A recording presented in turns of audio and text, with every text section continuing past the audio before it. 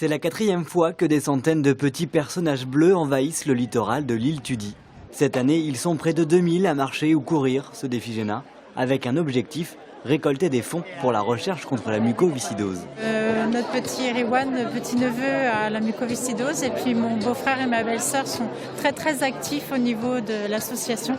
On sait que la Bretagne est très touchée par la maladie et en fait ça permet déjà de faire connaître la maladie. Et puis voilà, on a mis notre chien, notre fils qui va courir. Et pour motiver la foule, le projet Défi GENA s'est doté d'une marraine appréciée des Bretons. Moi j'étais déjà bien sûr un peu au courant de ce qu'est cette maladie puisque je l'ai vue, j'ai des amis qui sont partis à cause de cette maladie-là. Pour financer cette recherche, il faut des sous et voilà, c'est un peu la raison quand même de notre présence aussi ici. Chacun paye sa participation, c'est très modeste. Et puis les entreprises que sont Verlingue et Génération rajoutent 10 € par coureur. Donc aujourd'hui, ça va permettre de rassembler des fonds de façon tout à fait conséquente.